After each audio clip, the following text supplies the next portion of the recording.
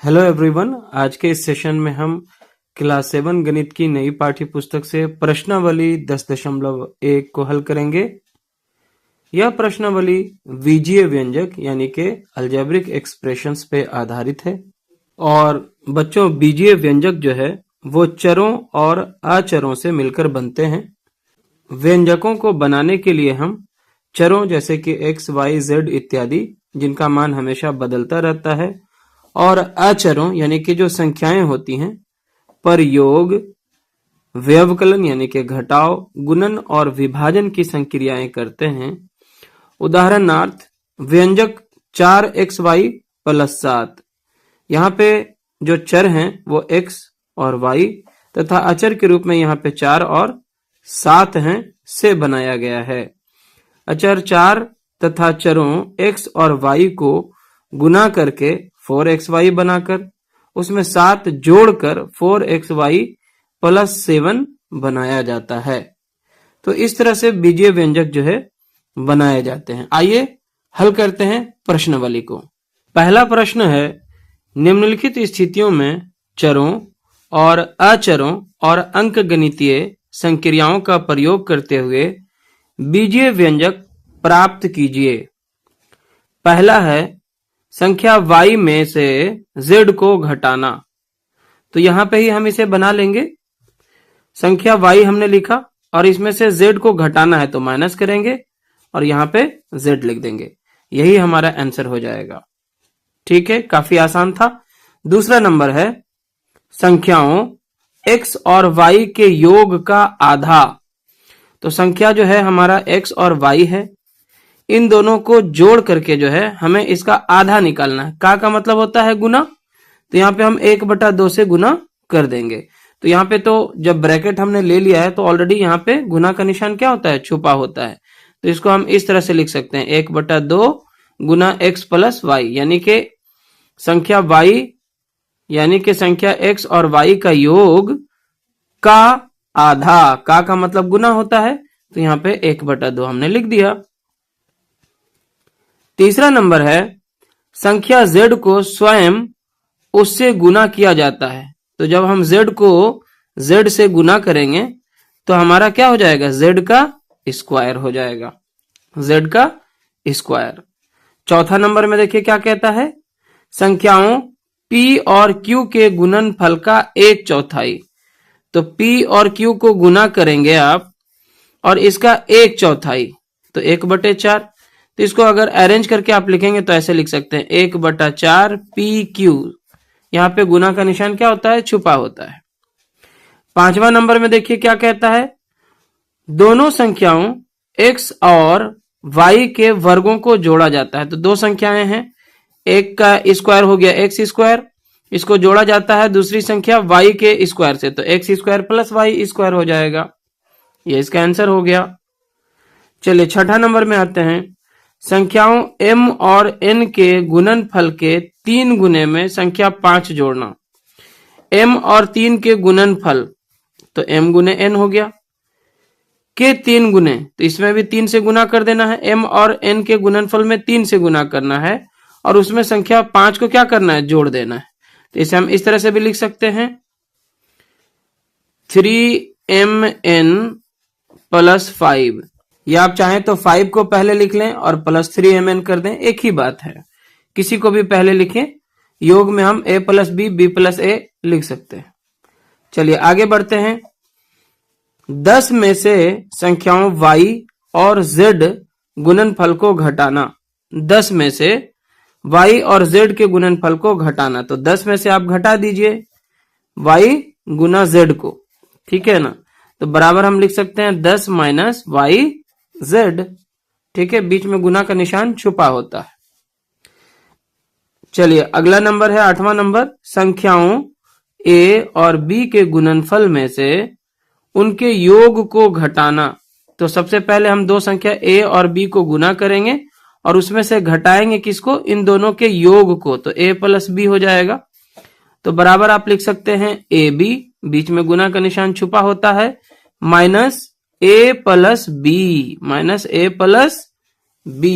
ठीक है, तो इस तरह से हमने क्वेश्चन नंबर 1 को यहां पे कर लिया है हल। आगे बढ़ेंगे, क्वेश्चन नंबर 2 को देखते हैं। क्वेश्चन नंबर 2 में है, निम्नलिखित व्यंजकों में पदों और उनके गुणनखंडों को छांटिए। पदों और उनके गुणनखंडों को पेड़ आरेखों द्वारा भी दर्शाइए।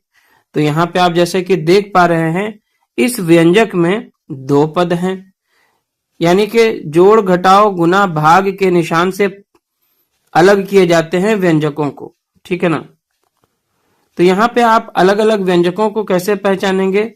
जब 2 व्यंजकों के बीच प्लस माइनस का साइन आता है तो हम उन्हें आसानी से पहचान सकते हैं। जैसे यहाँ पे 2 पद हैं, ठीक है, ये एक पद हो गया x और दूसरा पद है -3। यहाँ पे 3 पद है, 1, उसके बाद है x और उसके बाद है x²।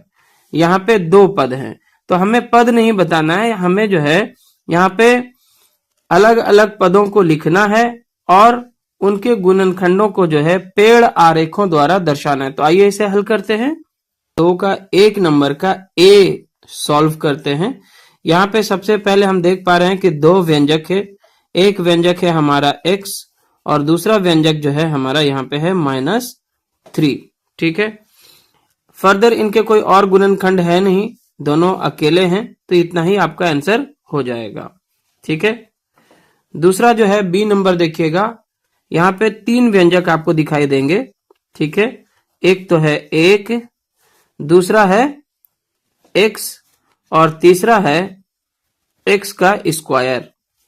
अब 1 का तो गुणनखंड 1 ही होगा, x का गुणनखंड भी x ही होगा।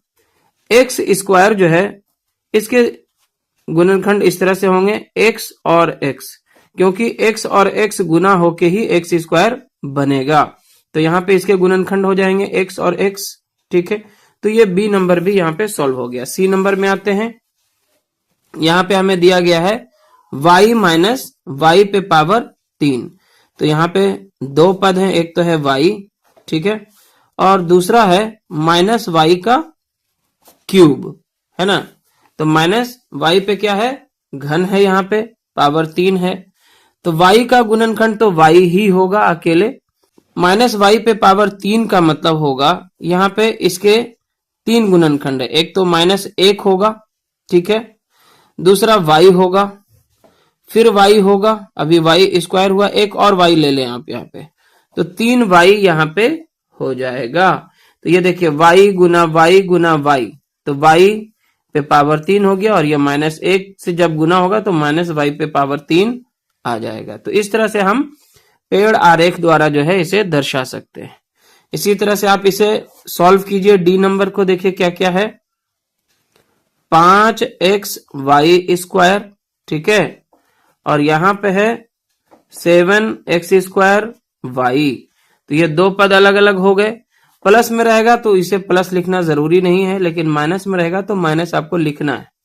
अब यहाँ पे देखिए 5xy² में क्या क्या चीजें शामिल हैं। एक तो 5 है, एक बार x है, y का स्क्वायर है, यानी कि y जो है 2 बार यहाँ पे होना चाहिए, तो 5x और y² हो जाएगा। समझ में आया। इसी तरह से 7x²y में आइए तो पहला तो हो गया 7, x का स्क्वायर है मतलब x कितनी बार होगा, 2 बार होगा, y अकेले है तो y एक ही बार होगा। तो ये इसका पेड़ आरेख होगा, ठीक है। चलिए आगे बढ़ते हैं ई नंबर में। ई नंबर में क्या क्या दिया है देखिए, -ab प्लस 2b² -3a²। तो यहाँ पे भी इसके 3 पद हैं अलग अलग, पहले तीनों को लिखेंगे हम। यहाँ पे है -ab, उसके बाद है 2b² और तीसरा है -3a², ठीक है। प्लस वाले को प्लस नहीं लिखने की जरूरत है, लेकिन जो माइनस में होगा उसके आगे आपको माइनस साइन लेना है। अब यहाँ पे जब माइनस में है तो इसमें -1 भी आपको रख लेना है, दूसरा a हो जाएगा, तीसरा b हो जाएगा। तो a b गुना होके ab और फिर -1 से गुना होगा तो -ab हो जाएगा। यहाँ पे देखिए क्या क्या होगा, देखिए 2 है, b 2 बार होगा ताकि b² हो जाए, तो 2bb, ठीक है। यहाँ पे क्या होगा देखिए -3 होगा, a जो है स्क्वायर है तो 2 बार a होगा। तो इस तरह से ये इसका पेड़ आरेख होगा। क्वेश्चन नंबर 2 का जो दूसरा नंबर है वो इस तरह से है, नीचे दिए व्यंजकों में पदों और उनके गुणनखंडों को छांटिए। यानी कि इसमें कौन कौन से पद हैं और फिर उनके गुणनखंड कौन कौन हैं, उन्हें आपको बताना है। चलिए, तो 2 का जो दूसरा नंबर है उसका ए नंबर देखते हैं। यहाँ पे हमें जो व्यंजक दिया गया है वो इस तरह से है, -4x + 5। तो यहाँ पे जो 2 पद हैं दोनों को अलग अलग आपको पहले लिखना है। पहला पद है -4x और दूसरा पद है 5। प्लस यहाँ पे लिखने की जरूरत नहीं है, माइनस में रहेगा तो माइनस वाले को लिखना है। अब -4x का गुणनखंड कौन कौन होगा, एक तो होगा -4 और दूसरा x। इसमें दो ही, एक तो यहाँ पे अचर है और दूसरा चर है, तो -4 और x यही दोनों इसके गुणनखंड होंगे। 5 का गुणनखंड केवल 5 ही होगा। ठीक है, इसी तरह से बी नंबर में देखिए, जो पहला पद है हमारा वो है -4x और जो दूसरा पद है वो है 5y। ठीक है, अभी अभी हमने बनाया था कि -4x के जो गुणनखंड हो गए इसमें कौन कौन से फैक्टर हैं, तो -4 एक है और दूसरा x है। अभी 5y में एक तो 5 होगा और दूसरा y होगा, इसको अलग अलग करके आपको लिख देना होगा। सी नंबर में देखिए दिया है 5y + 3y²। तो यहाँ पे भी 2 पद हैं, एक तो है 5y और दूसरा है 3y²। ठीक है, अब 5y के गुणनखंड कौन कौन होंगे, एक तो 5 होगा दूसरा y होगा। 3y² के गुणनखंड कौन कौन होंगे, एक तो 3 होगा, y का स्क्वायर है यानी y 2 बार होगा। ठीक है, चलिए डी नंबर में देखते हैं क्या दिया है। xy एक पद हो गया, दूसरा पद है 2x² y का स्क्वायर। अब x और y के गुणनखंड कौन कौन होंगे, x होगा और y होगा। ठीक है, और यहाँ पे 2x² y² के जो गुणनखंड होंगे वो कौन कौन होंगे, एक तो 2 होगा, x कितना बार होगा, 2 बार होगा, y भी कितना बार होगा, 2 बार होगा, क्योंकि x का भी स्क्वायर है और y का भी स्क्वायर है। चलिए ई नंबर में देखते हैं क्या क्या दिया है। 2 पद है यहाँ पे भी, एक तो है PQ और दूसरा है केवल Q। तो PQ का जो गुणनखंड होगा P अलग Q अलग, और Q का गुणनखंड केवल Q होगा। चलिए F नंबर में है 1.2 AB। तो ये अलग पद है 1.2 AB। दूसरा पद है -2.4 B और तीसरा पद है 3.6 A। ठीक है, जो माइनस में होगा उसको माइनस में रख देना है आपने। अब ऊपर वाले में देखिए, इसके जो गुणनखंड होंगे वो कौन कौन होंगे, एक तो 1.2 अलग हो जाएगा, A अलग हो जाएगा, B अलग हो जाएगा। ठीक है, इसी तरह से दूसरा में हो जाएगा -2.4 और उसके बाद केवल B है इसमें तो B होगा। उसके बाद नीचे वाला में हो जाएगा 3.6, A। यही तो इसके गुणनखंड होंगे। चलिए अब यहाँ पे G नंबर में दिया गया है 3/4x + 1/4। तो यहाँ पे 2 पद हैं, एक तो है 3/4x और दूसरा है 1/4। तो 3/4x किन किन से मिलकर बना है, एक तो है 3/4 और दूसरा है x, तो दोनों को अलग अलग लिख दीजिए। 1/4 तो अकेला है तो यही इसका गुणनखंड भी होगा। चलिए H नंबर में देखते हैं क्या है। 0.1 p², तो ये अलग हो जाएगा 0.1 p² प्लस 0.2 q² है, तो ये अलग हो जाएगा 0.2 q²। अब इसके जो गुणनखंड होंगे कौन कौन होंगे, एक तो हो गया 0.1, p का स्क्वायर है मतलब p कितना बार होगा, 2 बार होगा। यहाँ है 0.2, q का स्क्वायर है मतलब q कितना बार होगा, 2 बार होगा। ठीक है, तो इस तरह से हम व्यंजकों के पदों और गुणनखंडों को लिख सकते हैं। क्वेश्चन नंबर 3 है, निम्नलिखित व्यंजकों में पदों के संख्यात्मक गुणांकों जो अचर ना हो की पहचान कीजिए। संख्यात्मक गुणांक हमें बताना है जो अचर ना हो। तो यहाँ पे देखिएगा, ये तो केवल अचर है। यहाँ पे देखिए -3t² है, तो यहाँ पे चर और अचर दोनों है। तो इसमें से आपको बताना है कि -3t² में जो है अचर कौन होगा, तो अचर यहाँ पे -3 होगा। इसी तरह से यहाँ पे देखिए दूसरा नंबर में दिया गया है 1 + t + t² + t पे पावर 3। तो एक तो चलिए ये ऑलरेडी अचर है, यहाँ पे चरों में देखना है केवल आपको। जैसे ये चर है टी, तो इसका गुणांक क्या होगा, कुछ नहीं है तो 1 होगा। टी स्क्वायर है, तो टी स्क्वायर में भी यहाँ पे तो कोई अचर है नहीं तो 1 होगा। टी पे पावर 3 में भी अगर कोई अचर नहीं दिया गया है तो क्या होगा, 1 होगा। ठीक है, तो जैसा कि हमने अभी डिस्कस किया, हमने पहले 2-3 जो व्यंजक यहाँ पे दिए गए थे उनके पद जो अचर नहीं है तथा उनके गुणनखंडों को यहाँ पे लिख लिया है। जैसे पहला था 5 माइनस 3t स्क्वायर, तो यहाँ पे 5 तो अचर है, यहाँ पे जो अचर नहीं है उनको हमें ऐसे पदों को लिखना था, तो यहाँ पे -3t स्क्वायर होगा। और इसका जो संख्यात्मक गुणांक है 3t स्क्वायर का संख्यात्मक गुणांक क्या होगा, -3 होगा। इसी तरह से दूसरा व्यंजक था 1 + t स्क्वायर + t पे पावर 3। ठीक है, तो यहाँ पे एक तो अचर है, बाकी के जो 3 है यहाँ पे वो अचर नहीं है, तो t फिर t स्क्वायर और t पे पावर 3, तीनों को नीचे नीचे लिख देना है। अब इन तीनों का जो संख्यात्मक गुणांक है कुछ नहीं तो 1 1 1 जरूर से होता है। ठीक है, किसी भी संख्या में 1 से गुना करने पे वही संख्या प्राप्त होता है, तो 1 तो सबका गुणनखंड होता ही होता है। इसी तरह से जो तीसरा है x + 2xy + 3y, ये हमारा व्यंजक है, तो इसके तीनों पद जो हैं ऐसे हैं जिसमें जो अचर नहीं है, तो ये तीनों ही पद ऐसे हैं जो अचर नहीं है। तो यहाँ पे x 2xy और 3y, ये तीनों पद को हमने अलग अलग लिख दिया। अचर कहते हैं केवल संख्याओं को, जिसमें केवल संख्याएं होंगी।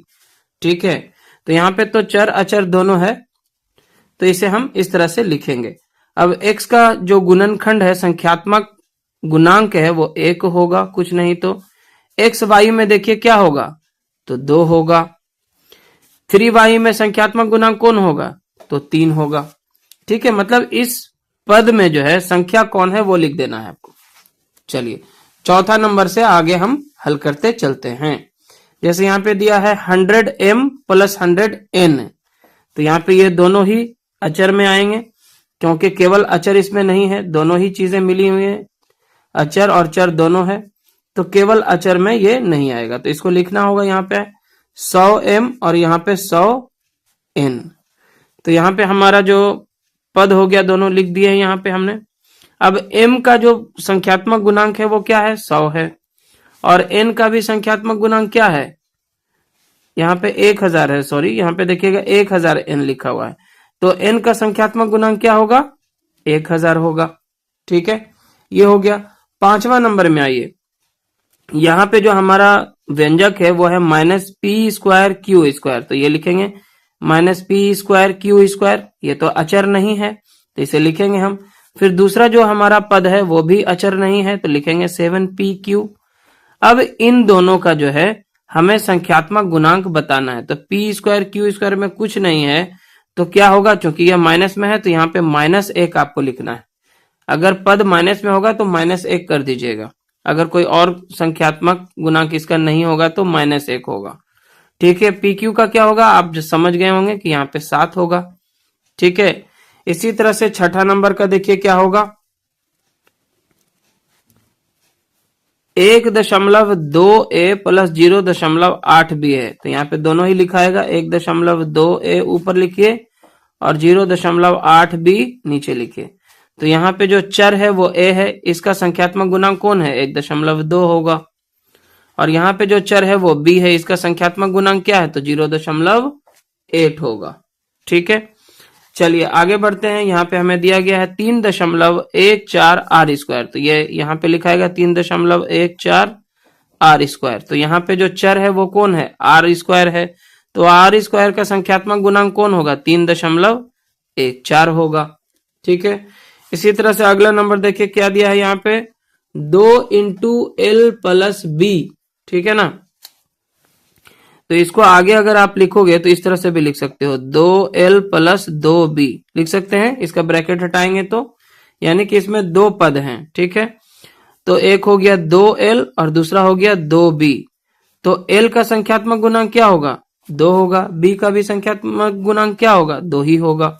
ठीक है, इस तरह से आप इसे लिख सकते हैं। 9वां नंबर इसका आते हैं। यहाँ पे दिया है 0.1 वाई और दूसरा है 0.01 वाई स्क्वायर। तो वाई का गुणांक क्या होगा? संख्यात्मक गुणांक 0.1। वाई स्क्वायर का संख्यात्मक गुणांक क्या होगा? 0.01। ठीक है, चलिए आगे बढ़ते हैं क्वेश्चन नंबर 4 में। चौथा का ए नंबर में है, वे पद पहचानिए जिनमें x हैं और फिर इनमें x का गुणांक भी लिखिए। तो हमें जो दिए गए व्यंजक है उसमें से उन्हीं पदों को छांटना है जिसमें x मौजूद होगा। जैसे पहला वाला में देखिए Y square X plus Y दिया गया है, तो वाई वाला जो दूसरा साइड वाला जो पद है इसमें तो x है नहीं, तो इसे नहीं लिखना है। पहला वाला में x है तो वाई स्क्वायर एक्स यहाँ पे आपको लिखना है। अब यहाँ पे x का जो है गुणांक कौन है? तो x का गुणांक है वाई स्क्वायर। x को अगर इसमें से आप हटा लोगे तो क्या बचेगा? वाई स्क्वायर बचेगा।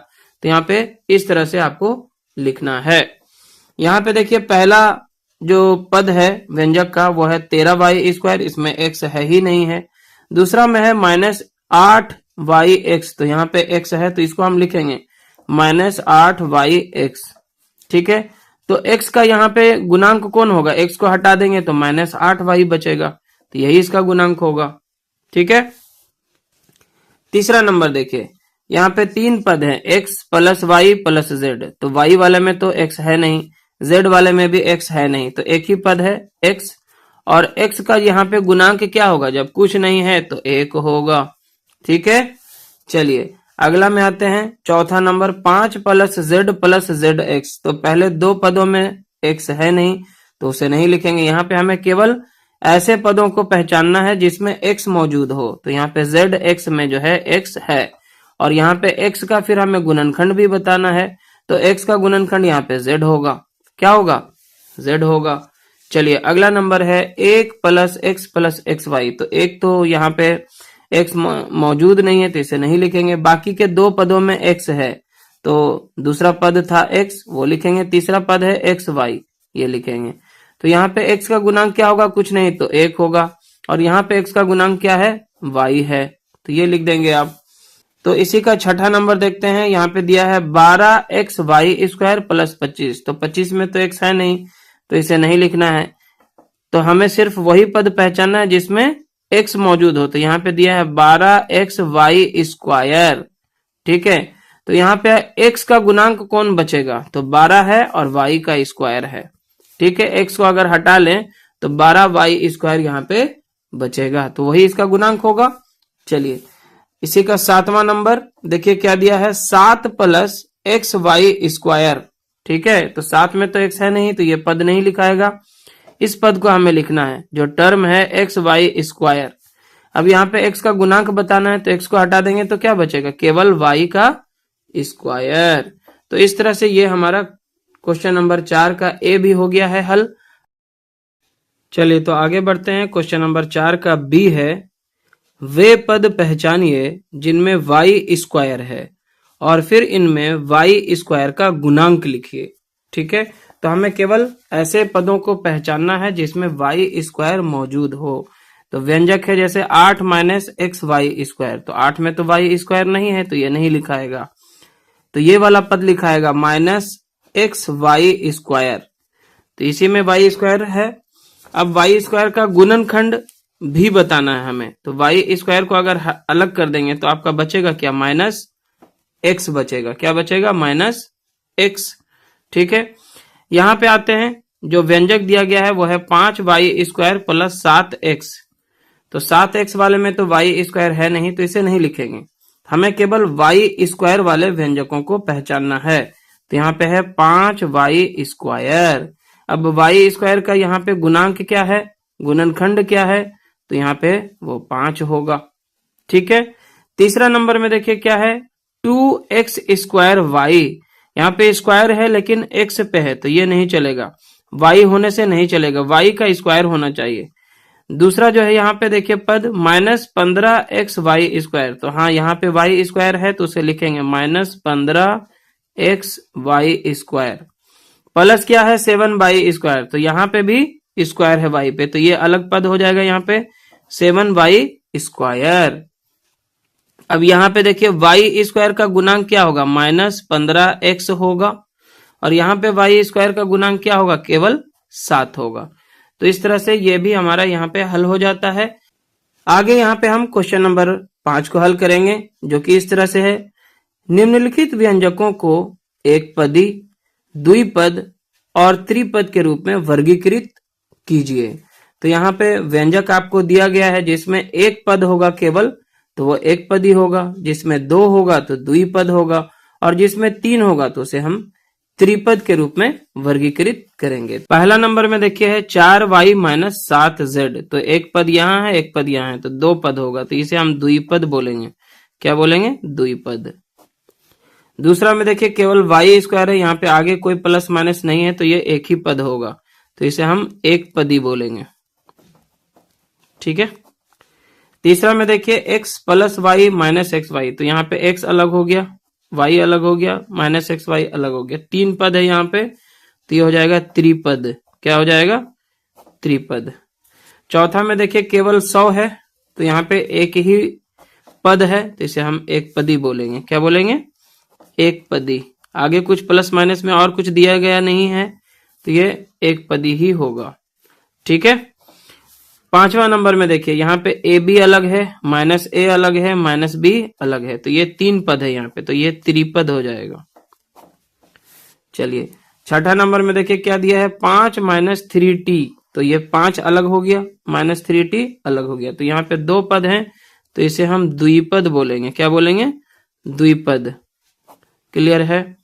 चलिए अगला 7वां नंबर में दिया है 4p² - 4pq², तो यहां तक एक पद हो गया, और फिर ये एक पद हो गया, तो यहाँ पे 2 पद हो गए टोटल, तो इसे हम द्विपद बोलेंगे। ठीक है। और आगे इसका 8वां नंबर में देखिए क्या है, एक ही पद है यहाँ पे, तो एक पद ही बोलेंगे। 9वां नंबर में देखिए ये एक पद, -3z 2 पद हो गया, अब ये तीसरा पद हो गया, तो यहाँ पे इसे हम त्रिपद बोलेंगे। ठीक है। यहाँ पे देखिए ये एक पद और ये एक पद, a² अलग होगा, b² अलग होगा, बीच में प्लस साइन है, तो ये द्विपद हो गया। कितना हो गया, द्विपद। यहाँ पे भी देखिए z² + z है, तो 2 पद यहाँ पे भी हैं, तो ये भी द्विपद होगा। यहाँ पे देखिए 1 2 3 पद हैं, तो इसे हम त्रिपद लिखेंगे। तो इस तरह से ये यहाँ पे सॉल्व हो जाता है क्वेश्चन नंबर 5। क्वेश्चन नंबर 6 है, बताइए कि दिए हुए पदों के युग्म समान पदों के हैं या असमान पदों के हैं। तो समान पद और असमान पद क्या होता है, ऐसे पद जिनमें बीजीय गुणनखंड एक जैसे होते हैं तो उनको हम समान पद कहेंगे, और ऐसे पद जिनके बीजीय गुणनखंड समान ना हो, एक जैसे ना हो, उसे हम असमान पद कहेंगे। जैसे यहाँ पे देखिए पहला में तो 1 और 100 दिया है, इसमें कोई चर है ही नहीं है, तो दोनों अचर ही है, तो ये समान पद होगा। यहाँ पे देखिए -7x और यहाँ पे है 5/2x, तो यहाँ पे जो पद हैं दोनों में देखिएगा x मौजूद है ना, दोनों में केवल x है, तो ये भी क्या होगा, समान पद होगा। तीसरा में देखिए -29x है और यहाँ -29y है, तो -29 तो मिल रहा है, लेकिन यहाँ पे x और यहाँ पे क्या है, y है, यानी कि दोनों के जो चर हैं वो अलग अलग हैं, तो ये असमान पद होगा। तो यहाँ पे पहला जो है 1 और 100 है, तो दोनों ही अचर हैं यहाँ पे, तो ये समान पद होंगे, दोनों के गुणनखंड एक जैसे हैं। ठीक है। यहाँ पे देखिए जो हमें 2 पद दिए गए हैं, -7x और यहाँ पे 5/2x, तो यहाँ पे दोनों में जो है, दोनों के जो गुणनखंड है उसमें x मौजूद है, देखिएगा, है ना, तो ये भी समान पद है। यहाँ पे देखिए -29x और -29y दिया गया, यहाँ पे x है और यहाँ पे y है, जो दोनों समान नहीं है, तो ये असमान पद हो जाएगा। ठीक है। चौथा में देखिए क्या दिया है, 14xy, तो यहाँ पे xy है, यहाँ पे क्या है, yx है, तो वाई एक्स बराबर होता है एक्स वाई के, तो दोनों एक ही चीज है। वाई यहाँ पे पहले लिखा है, यहाँ पे वाई को बाद में लिखा है, यहाँ एक्स को लिखा है बाद में, यहाँ एक्स को पहले लिखा है, तो दोनों चीज तो है ही है दोनों में, तो दोनों के पद क्या हो जाएंगे, समान हो जाएंगे, यहाँ पे समान पद।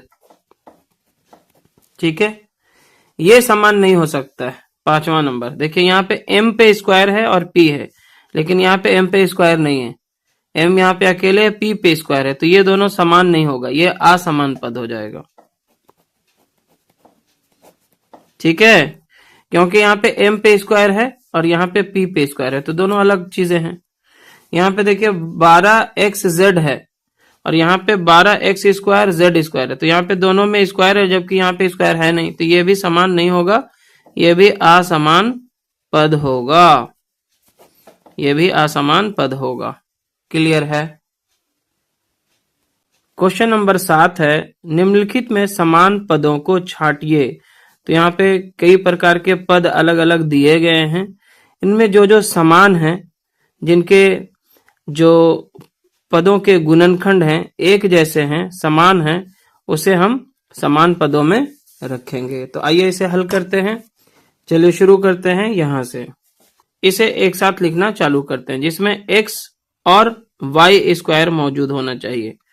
तो यहाँ पे हम -xy स्क्वायर को पहले लिख लेते हैं, ये हमारा हो गया। और कहीं पे ऐसा है जो x और y स्क्वायर हो, तो यहाँ पे तो देखिए नहीं है, क्योंकि ये y का स्क्वायर है नहीं, ये x पे स्क्वायर है, तो ये इसके समान पद नहीं होंगे। यहाँ पे केवल x स्क्वायर है, तो ये भी नहीं होगा। यहाँ देखो एक्स वाई स्क्वायर था, यहाँ भी एक्स वाई स्क्वायर है, तो ये होगा इसके समान में, तो ये हो जाएगा 2xy स्क्वायर, ये इसके समान हो गया। ठीक है, और तो ये वाला हमने यहाँ पे लिख लिया है। और कहीं पे है एक्स वाई स्क्वायर, नहीं है, ये देखिए ये दूसरा चीज है, ये एक्स स्क्वायर वाई है, यहाँ पे एक्स वाई है, वाई का स्क्वायर नहीं है, तो ये समान नहीं होगा। तो इस तरह से ये दोनों समान हो गए, ये अलग कर लिया हमने। आगे बढ़ते हैं, वाई एक्स स्क्वायर वाले को लेते हैं, वाई एक्स स्क्वायर वाले को, तो यहाँ पे हम लिख लेते हैं -4y एक्स स्क्वायर। ठीक है, एक तो ये हो गया। और कहीं पे है जहां पे y और एक्स स्क्वायर हो, तो यहाँ पे तो केवल एक्स स्क्वायर है, तो नहीं होगा। यहाँ पे केवल एक्स स्क्वायर है, नहीं होगा। ये वाई एक्स है, एक्स का स्क्वायर तो है नहीं, तो नहीं होगा। यहाँ देखिए ये हो जाएगा, कैसे लिखते हैं इसको, 20, यहाँ पे देखो वाई एक्स स्क्वायर यानी एक्स पे स्क्वायर है, यहाँ पे भी एक्स पे स्क्वायर है, यहाँ पे वाई अकेले है, यहाँ पे वाई अकेले। ठीक है, तो 20 एक्स स्क्वायर वाई, आगे पीछे हो सकता है। देखिए यहाँ पे वाई पहले था, एक्स स्क्वायर बाद में है, यहाँ पे एक्स स्क्वायर पहले है, वाई बाद में, तो है तो दोनों गुना ही में, वाई गुना एक्स स्क्वायर ही तो है, यहाँ पे x square Guna why he तो है, तो दोनों सेम ही हो जाएगा। तो गुना में कोई भी आगे पीछे लिख सकते हैं, तो ये दोनों समान पद हो जाएंगे, तो ये भी हमारा हो गया। चलिए आगे और कौन कौन है लिखते चलते हैं। अब एक्स स्क्वायर वाले को ले लेते हैं, तो यहाँ पे देखिए एक्स स्क्वायर है 8x स्क्वायर। ठीक है, तो एक्स स्क्वायर यहाँ पे भी हमें दिख रहा है, ये है माइनस में, तो -11x स्क्वायर लिख लीजिए। और कहीं पे एक्स स्क्वायर दिख रहा है, अकेले में होना चाहिए, यहाँ पे भी है, तो -6x स्क्वायर हो जाएगा। और कहीं पे एक्स स्क्वायर है, नहीं है, तो ये अलग हो गया ग्रुप। ठीक है, अब बढ़ते हैं, क्या बचा है, वाई वाला। ठीक है, तो यहाँ पे क्या है 7y, केवल वाई वाला और कोई है, नहीं है, यहाँ पे अकेले एक वाई है, तो ये वाई को ले लेंगे, ये इसके साथ हो जाएगा। ठीक है, ये सब अलग अलग ग्रुप बन रहे हैं। अब क्या बचा है उसको ले लेते हैं, एक्स वाले को केवल लेते हैं, केवल एक्स, तो ये -100x हो जाएगा। और केवल x कहाँ पे है, ये तो y x दोनों है, यहाँ पे x y दोनों है, तो यहाँ देखिए 3x है, तो ये x x के साथ जाएगा, सेम कैटेगरी है। ठीक है, तो यहाँ पे भी एक ग्रुप बन गया। आगे देखिए क्या क्या है, -11y x कॉमा, यहाँ पे भी इसके साथ ये जाएगा 2xy। देखो यहाँ पे x, यहाँ पे x, यहाँ पे y, यहाँ पे y। ठीक है, इस तरह से हमने यहाँ पे सबको अलग अलग समान पदों में जो है बांट लिया है, तो ये हमारा आंसर होगा। और अंत में 7 का बी नंबर है, यहाँ पे भी हमें समान पदों को अलग अलग छांट लेना है। तो चलिए इसे भी हल करते हैं। सबसे पहले यहाँ पे हम इससे शुरुआत करेंगे। 10PQ ये हमने लिख लिया है। यहाँ पे समान पद हमें ढूंढना है कि PQ किस में है। P और Q दोनों होना चाहिए। चलिए, तो यहाँ पे तो केवल P है, यहाँ केवल Q है, यहाँ PQ है लेकिन स्क्वायर में, तो ये नहीं चलेगा। यहाँ देखिए P भी है और Q भी है। हाँ, Q पहले लिखा है, P बाद में लिखा है, ये चलेगा, लेकिन दोनों होना चाहिए। तो है -7QP। देखिए P इसमें है तो इसमें है, Q इसमें है तो इसमें है, आगे पीछे चलेगा। ये हो गया। ये नहीं होगा क्योंकि इसमें केवल Q है। यहाँ पे स्क्वायर है तो नहीं होगा, यहाँ नहीं होगा। आगे देखो, ये हो जाएगा 78QP, 78। Q इसमें भी है, P भी है इसमें, है ना। तो ये भी हो जाएगा हमारा। ये तीनों एक ही ग्रुप में जाएगा और तो कहीं पे नहीं है। चलिए, तो ये आपका अलग हो गया। उसके बाद आते हैं इस वाले में 7P। केवल P हम इस बार ले रहे हैं, 7P ले लिए। चलिए, ये तो Q है, ये भी Q है, ये P स्क्वायर है, नहीं होगा। ये देखिए P है केवल, क्या है ये 2405P, और कहीं पे अकेले P है, नहीं है। तो ये अलग ग्रुप बन गया। चलिए, उसके बाद क्या हम लेंगे 8Q। यहाँ पे एक Q होना चाहिए। चलिए, तो ये Q हो गया। यहाँ पे भी ये भी हो जाएगा, माइनस कॉमा देके लिखेगा -100Q। यहाँ पे भी केवल Q है, समान पद हो गया। और कहीं पे केवल Q है अकेले, और तो अकेले कहीं नहीं दिख रहा है, तो ये इतना ही पे रह जाएगा, 8Q - 100Q। आगे बढ़ते हैं। आगे हम ये ले लेते हैं पहले, -P² Q²। इस बार हमें P² Q² दोनों वाला जो पद है उसे लेना है। तो यहाँ देखिए Q² P² यहाँ दिख रहा है, तो ये लिख देंगे आप 12Q² P²। इसमें Q² बाद में है, इसमें पहले है, चलेगा, है तो गुना ही में। तो देखिए यहाँ भी P², यहाँ भी Q² है, तो ये दोनों समान पद होंगे। आगे और कहीं पे दोनों एक साथ नहीं है। ये देखिए P² है लेकिन Q अकेला है, तो ये नहीं होगा। तो यहाँ पे ये एक ग्रुप छोड़ देते हैं। ऊपर के लाइन का सारा हो चुका है। चलिए, तो आगे बढ़ते हैं। यहाँ पे -23 हमें दिख रहा है, जो कि केवल अचर है यहाँ पे। तो ये -23, और कोई ऐसा है जो केवल अचर हो उसमें? तो हाँ, यहाँ पे 41 आपको अकेले दिख रहा है, तो 41 इसके साथ आ जाएगा। तो ये भी एक ग्रुप हो गया हमारा। ठीक है, आगे बढ़ते हैं। यहाँ पे P² का ग्रुप बचा हुआ है, तो -5P² आप लिख लें, कॉमा, ये तो हो चुका है, ये भी हो चुका है। ये देखिए P² है, तो ये हो जाए, नहीं, ये तो QP² है, QP² है, तो ये नहीं होगा, ये अभी हुआ नहीं है। ठीक है, आगे आते हैं। तो ये P² वाला यहाँ पे एक मिल रहा है, 701P²। क्या मिल रहा है? 701P²। तो ये हमारा हो चुका है। आगे हम बढ़ेंगे, तो आगे हमारे को मिल रहा है ये वाला। ये सारा दूसरा लाइन में भी हो चुका है, तो ये हमारा बचा हुआ है। कितना है ये? 13P²Q, और ये मिलेगा जाके QP² के साथ में। ठीक है, किसके साथ में? QP² के साथ में। यहाँ पे देखो P² है, तो ये भी P² है, तो अब ये हो गया। और यहाँ पे Q है, तो यहाँ पे भी ये Q है। तो इस तरह से हमारा ये सेशन यहाँ पे हो जाता है कंप्लीट। प्रश्नावली के सारे प्रश्नों को यहाँ पे कर लिया है हमने हल। वीडियो लेसन अगर आपको पसंद आए तो जरूर से इसे लाइक करें, शेयर करें अपने सभी दोस्तों के साथ। चैनल पे नए हैं या अपने चैनल को अभी तक सब्सक्राइब नहीं किया है तो सब्सक्राइब जरूर करें। धन्यवाद।